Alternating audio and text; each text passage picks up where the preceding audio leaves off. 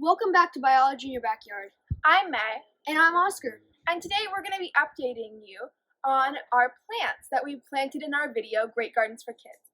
If you have not already watched Great Gardens for Kids, make sure you watch it after watching this one. It is linked in the description box down below. Not only are we going to be updating you on our plant status, we're also going to be telling you how to transplant your plants. And here we have some snap peas, some morning glories, some Swiss chard, and so much more. So we're going to show you 3 ways to do this, so that you can enjoy a great garden no matter where you live. The first way is that you can plant them in medium-sized pots, which is awesome if you live in an apartment. You can also plant them in planters, which is great if you have a townhouse.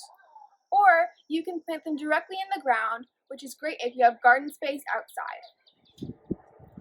So as you can see here, we've pre-cleaned our pots because the dirt can sometimes contain infections and we don't want that to hurt your plants. And then the next thing you want to do is you want to fill it up with dirt to about here.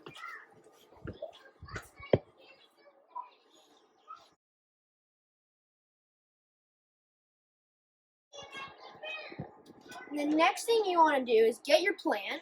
You're going to hold it upside down with covering, and you're going to give it some pats, and you're going to squeeze, and your plant should come out. Although, if your plant is having trouble coming out, you're going to want to use a scientific tool, like one of these barbecue skewers. Next thing you want to do is dig a little hole in the soil of your pot. That's where you're going to put the plant after you break up the soil, because if your plant is being pot bound, the roots will be all gathered up in one spot. Next thing you're going to want to do is put it in and press down. You want that plant in there, and don't put the soil up too high, or else the stem of your plant might rot. And if your plant starts to lean over, you might want to give it some support, and you might want to give it a little bit of water after you've transplanted it. But also, don't be alarmed if your plant gets a little bit droopy, because that could mean transplanting shock. So it's exactly the same as before, but with a bigger pot this time. And the first thing you want to do is dig a hole in the soil. And then you're going to want to do the same thing as last time. Turn your pots upside down, pat the top, and squeeze the sides. And they should come out. And you can always use a scientific tool, like a barbecue skewer or a stick. Then you're going to want to put that in and put the soil around it so that the roots can get covered up. And if your plants have been inside for a while, don't put them in direct sunlight, or else they might get sunburned. And also remember not to put the dirt up too high on the stem, or else the stem might rot. So here we have a tomato cage that is used to support the tomatoes, because later in their growth, when they get really big and start producing tomatoes, they'll get really heavy, so they need something to support on. And remember, with a bigger planter, you'll be able to plant more tomatoes than we have here.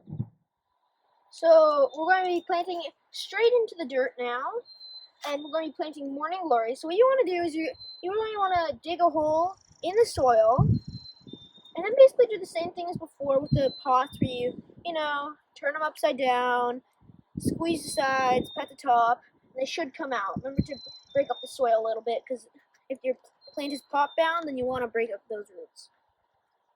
Then what you're going to want to do is put soil around it so the roots are covered, but make sure, again, not to put that soil too high, or else the stem will rot.